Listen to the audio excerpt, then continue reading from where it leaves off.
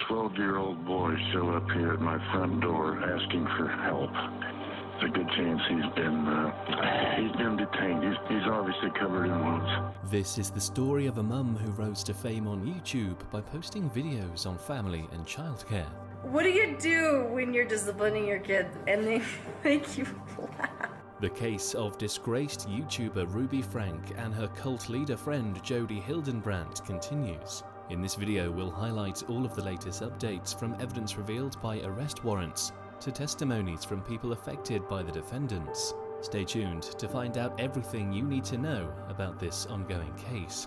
Ruby Frankie and Jody Hildebrandt were arrested on the 30th of August 2023, and they were charged with 6 counts each of felony child abuse. For those just coming across these names, we'll begin with a little backstory of the case. 2 years after the birth of their last child, Ruby and Kevin Franke uploaded their first YouTube video, sometime in January of 2015. This family channel was called 8 Passengers, and it was run mostly by Ruby. At its peak, this channel had about 2.5 million subscribers. Ruby posted seemingly everything. She even disclosed information that should be hidden from the public. No texting at the dinner table. Let me see it. I really like you. At first, people were concerned about violating the kids' privacy, but in time, other forms of abuse became more glaring. The more Ruby continued to consciously highlight her parenting and disciplinary principles, the more people began to see. I'm only gonna say it one more time, and then you're gonna lose the privilege to eat dinner. One more thing in my house. I'm going to take the scissors, look at me, and I'm gonna cut its head off. Grandma will be so mad. So what are you gonna do? Are you gonna cut anything else? No. You promise? Look at Mama. I just got a text message from Eve's teacher, and she said that Eve did not pack a lunch today, and can I bring a lunch over to the school? This happens quite often when you're raising children, because I know that her teacher is uncomfortable with her being hungry and not having a lunch, and it would ease her discomfort if I came to the school with a lunch. But I responded and just said Eve is responsible for making her lunches in the morning, and she actually told me she did pack a lunch. So the natural outcome is she's just going to need to be hungry, and hopefully nobody gives her food and nobody steps in and gives her a lunch. Videos like this sparked a whole new discussion as some viewers started to worry about the safety of these kids. In 2020, a video was posted about the second oldest brother, Chad. He admitted that he had gotten into trouble for playing a prank on his younger brother.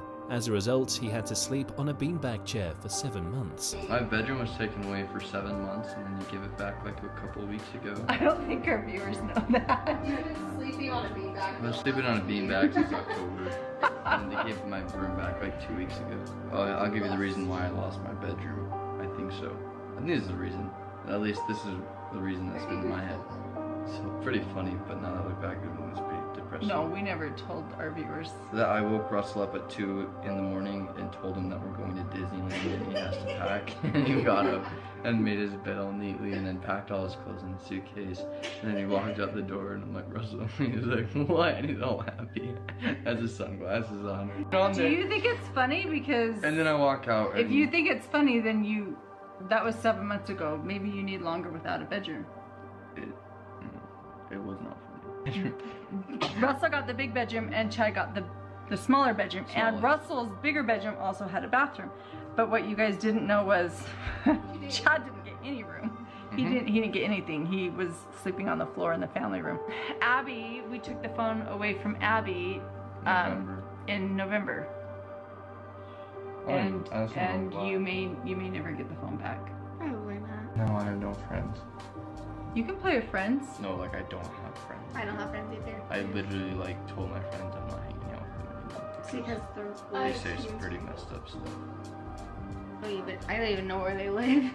They're pretty far away. So, summer goal, become the best athlete I possibly can. Then in 2022, the 8 Passenger channel vanished entirely, but these videos resurfaced and have since been used against Ruby Frankie in child abuse charges. So what's new? To begin with, several victims of Ruby and Jody have come forward to share their traumatic experiences. You would be shocked to find that the details shared have made this case even more disturbing. The fact that these first-hand accounts closely parallel the events currently taking place within Ruby's family is what makes them so alarming.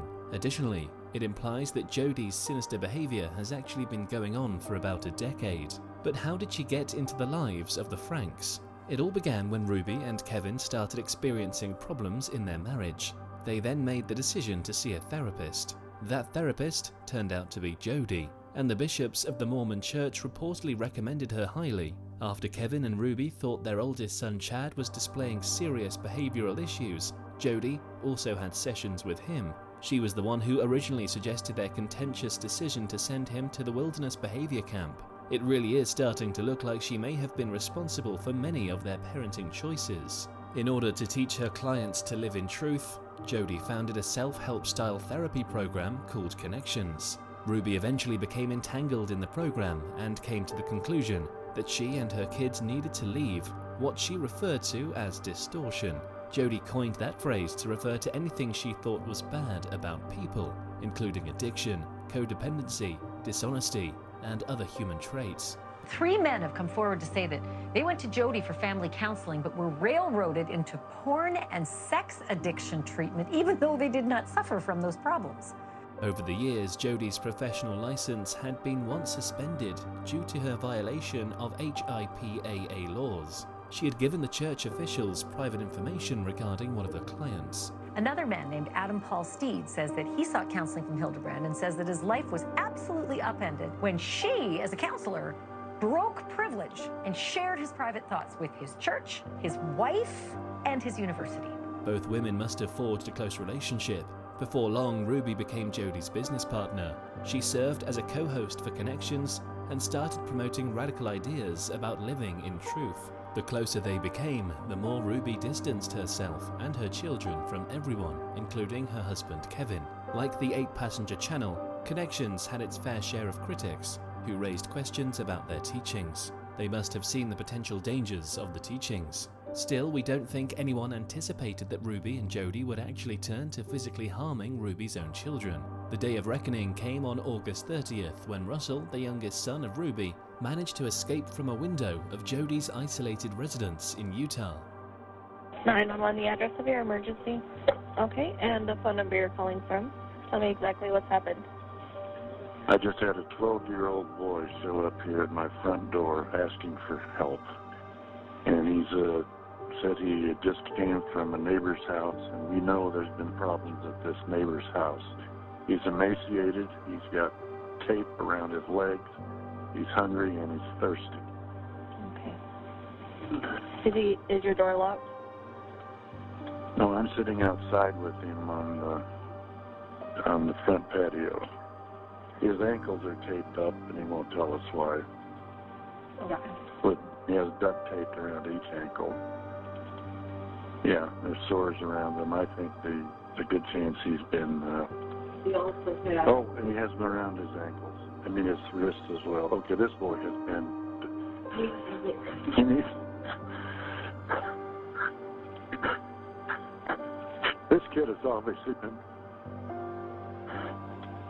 I think he's been detained. He's obviously covered in wounds. The Frank children were all taken into state custody after the police showed up. In the meantime, Kevin Frank lawyered himself up and seems bent on fighting for custody of his kids. It will be interesting to see how that turns out. You see, many people actually think he should be charged as well. One, for his conceivable complicity in this case, and also for his participation in prior abuse that was captured on camera and posted to the YouTube channel. While that doesn't look like it will happen, Ruby Frank and her partner, Jodi Hildebrandt, appeared in court for the first time on the 8th of September. As you know, this is one widely covered case because the public is heavily invested in the outcome of the process.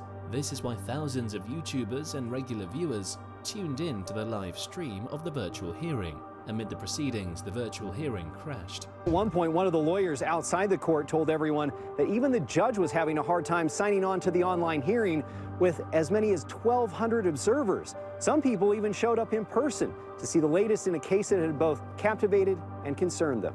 More chaos ensued as some individuals neglected to turn off their microphones, began shouting at one another, and generally behaved inappropriately and immaturely in the background. In the end, the judge adjourned the case and consequently banned public access from further proceedings. Reputable media outlets are permitted to be physically present in the courtroom, and the judge has also agreed to send a copy of the proceedings to those who would be denied entry.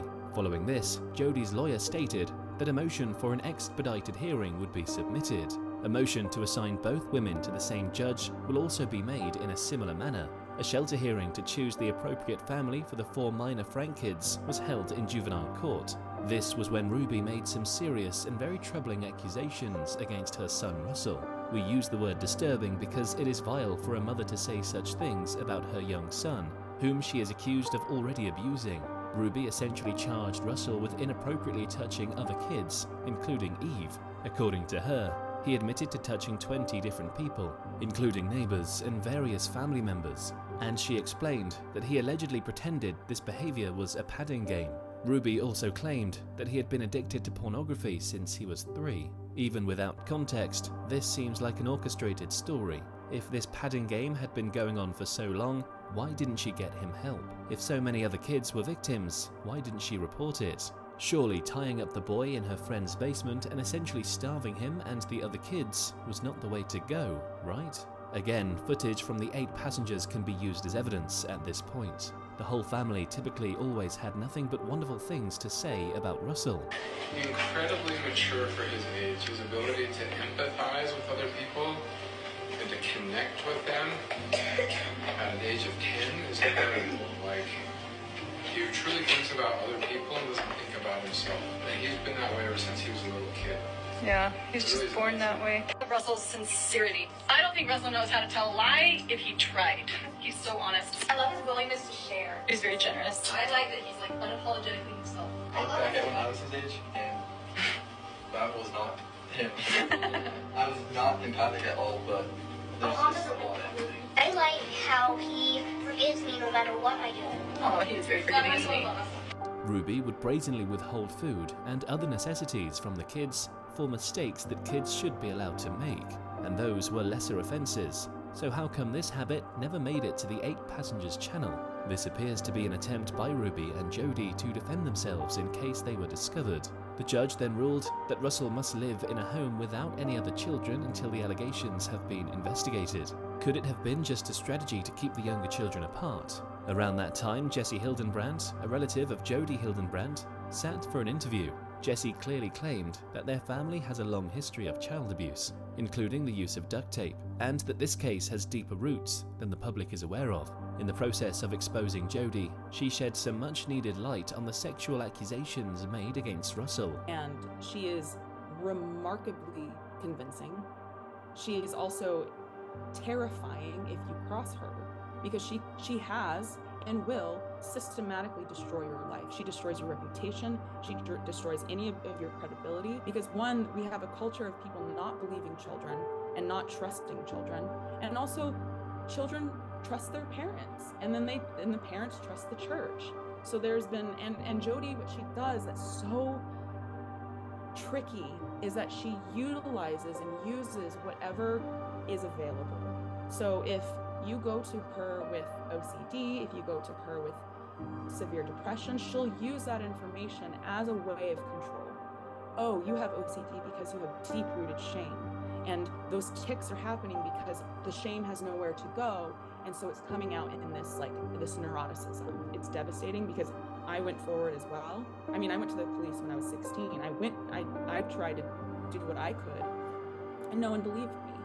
Because why would they? She destroyed my credibility. I was an angry teenager. The only reason I'm coming forward, I was not planning on coming forward to the media other than just doing the podcast interview, is when I heard that Ruby accused her child of this. Because and I just hope that this can give the public some context and some clarity of what is happening and why they should not believe her.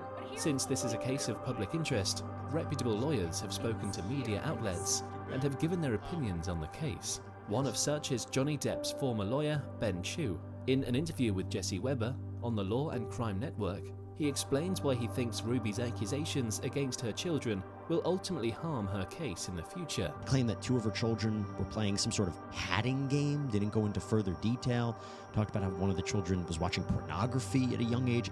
It's so shocking, and I'm not sure what that means to her defense or what that means to her case. He also raised an excellent point, that Russell and perhaps even Eve may sue Ruby for defamation in the future. Sky Lazaro, who is an attorney for Corey Richins, another bad mother we've covered on this channel, has also offered her perspective on the situation. She is sure that this case against Ruby and Jodi might not go to trial because children are involved. She explains that in cases involving child abuse and other harmful behavior, attorneys on both sides usually try their hardest to reach a settlement in order to spare the kids from having to testify in court and reliving their trauma. The state doesn't want to put the kids on, to have to talk about it again. Nobody wants to cross-examine them, ever. Kevin's lawyer, Randy Kester, also had a conversation with Jesse Weber of Law and Crime Network. During this interview, he explained why Kevin Frank was allegedly not present during the abuse. Prior to the arrest, he claimed that Ruby and Kevin had been apart for roughly 13 months. Randy gave more context to the situation, but we bet you can already guess who was the brain behind the separation. Evidently, Ruby and Kevin's differences of opinion regarding their parenting had led to more problems between them. Looking back at the older videos of the 8 Passengers channel, it is safe to assume that Kevin and Ruby once shared the same parenting philosophies. Therefore, whatever new techniques Jodi was teaching Ruby must have been really awful and extreme if he ultimately stopped supporting it. Why were they separated? What was the catalyst? I probably shouldn't go into that. That's pretty private. But let's just say they were they had a difference of opinion about their family. Parenting? I know you can't talk about it, but is it that kind of where we're going? Correct. To be fair, most of the criticisms were directed at Ruby when the 8 Passengers channel was still in operation. Kevin did not really experience any severe backlash as a result of the abuse, but the same can't be said for Ruby Frank and her partner, Jodi Hildebrandt. Additionally, family members have spoken out, seemingly in Kevin's favor. They claimed that sometime between 2021 and 2022, Jodi moved in with Kevin and Ruby after they turned to her for support regarding their home life and romantic relationship. And what was Jodi's first course of action? Keeping the couple away from each other. Jodi had them living and sleeping on separate sides of the house, and would not allow Ruby to speak to Kevin unless she was present. After a while, it makes sense that Kevin would stop being okay with Jodi's therapy because it was causing more harm than good to his family. Do you think it's possible that Jodi did all of this to isolate Ruby so that she could establish a sinister hold on her? And if all her niece said about her is anything to go by, then anything Kevin must have tried to do at that point would have worked against him. His resistance would have been classified as a distortion, proving that Jodi is right to remove him from his family's life. Randy has given life to this theory as he claimed that Ruby was the one who compelled Kevin to leave the house, and that he only did so out of a desire to protect his family. They were separated, I read, for 13 months, so they weren't living with each other. How much was he seeing the kids? Almost not at all. Actually, not at all. Why is that? Why is that? Because she told him it was better that they needed to work on their marriage and needed to keep their family together, but that everything was better off with him not in the home and not communicating with the children. However, there are still some faults to be found with Kevin Frank. Ruby had insisted that he block all of the children's phone numbers, and that she would call him only if he was needed. If he knew to some extent how malicious Jodi could be, why would he leave his family in her hands for months and agree not to communicate with them? It was wonderful to see that some former clients of Jodi Hildebrandt were coming forward with some damning revelations against Connections and its teachings. Some of these testimonies reveal why Kevin probably went along with it. Adam Paul Steed came forward and admitted that Jodi had once destroyed his life. She had reported everything he told her in confidence to the church officials, and added claims that he was addicted to explicit content. This led to his divorce. Isn't this familiar? First Jesse Hildebrandt, then Russell Frank. This is definitely a pattern with Jodi. Days later, another former client, Trey Warner, came forward to describe a very similar incident from his own time with Jodi. Trey Warner claimed in an interview that Jodi would employ manipulation techniques to convince people, mostly men, that they posed a threat to their families. Jodi claims to specialize in helping people overcome their addiction to explicit content and related behaviors, so it was simple to use such things to her advantage. She would humiliate people and even give them the impression that there was something wrong with them for having human emotions and behaviors. Trey claimed that while he and his wife initially attended connections, they soon discovered that Jodi had other intentions. During one of their group meetings, he also brought up a specific circumstance. He mentioned a man in his class who ran a very successful business and had a good family. This man freely admitted to looking twice at a woman he found alluring. Then Jodi said that he was a threat to his wife and children because his thoughts were impure. Would you believe that Jodi was able to convince that man to rent another apartment and move away from his family? The angry comments coming into the Connections Classroom social media pages now are just the beginning, according to former client Trey Warner. He joined a support group at the recommendation of a friend trying to improve his marriage. But after a while, he says he grew more suspicious of what Jodi Hildebrandt was teaching. It started to feel more and more evil. And I finally, in one of the group meetings, I got up and I just said, this is a man that had successful business that believed that he was a danger to his wife and his family because he did a double take. As a woman, like if he saw a beautiful woman, he would see and he'd look again. This guy got his own apartment and separated from his family because he was a danger. In some cases, Warner claims husbands were separated from their families for so long, they were considering suicide. They felt so sick and like such a failure that they just felt like they shouldn't be here anymore. Given all the accusations that Jodi is facing, it is conceivable that she may have planned the entire incident. Jodi might have convinced Kevin that he posed a threat to his family and that he should stay away until he had fixed himself before coming home. This brings up the interview with Jodi Hildebrandt, who explained the first-hand abuse Jodi dealt with years ago. Jesse believes that while Ruby should not be exonerated of her crimes, it is also a fact that Jodi is the mastermind of it all. I understand this, but it's interesting to watch the world respond to her and kind of putting her at the forefront. And I understand that she's the mother of these children, and it makes sense. But the philosophies and the therapeutic modalities that she's using are Jodi's, and these are not new. These are not. This is a pattern that Jodi has been engaged with for at least 14 years.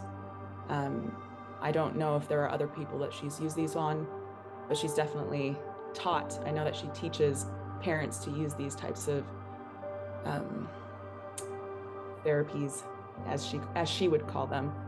Jodi has now given up her certification as a mental health counselor. There has also been some sort of serious medical condition that kept Jodi in the hospital for several days. As a result of this, her lawyer has requested that the bond hearing be expedited. Lastly, let's go over the initial arrest reports, as there are some details that the public was not privy to weeks ago. The arrest warrant has provided fresh information about the police response on the day both women were arrested. The warrant states that duct tape was used to bind Frankie's child and cover their abrasions. Apparently the police had arrived at that home in 𝐉𝐻𝐍, Utah, and they had discovered an emaciated 12-year-old victim who claimed Jodi Hildebrandt tied them up with a rope and put cayenne pepper in their wounds. According to the report from August, the victim informed officers that Jodi put the ropes on their ankles and wrists, and that they used cayenne pepper and honey to dress the wounds. The police also discovered 2 sets of handcuffs, ropes, and duct tape in the Hildebrandt home. When called, Jodi immediately requested a lawyer and steadfastly refused to speak with the police. However, the warrants revealed that after the police searched her home, they discovered 2 used medical gauze dressings close to a cayenne pepper and honey paste. In the documents, the police also noted that Ruby Frank left her 3 children in the care of Jodi Hildebrandt. In addition, 5 Mac computers and 3 iPhones found in the home were seized by the police. According to Deseret News, this was all in a search warrant report that was issued by the Santa Clara Ivins Police Department. The court appearance for both women were originally scheduled for Monday, but the hearing was postponed to a date after the 5th of October 2023. It will be intriguing to see how this case develops over the coming weeks and months. We are certain that more evidence will come to light. Do you think that Jodi and Ruby will eventually turn against one another? Do share your thoughts with us in the comments.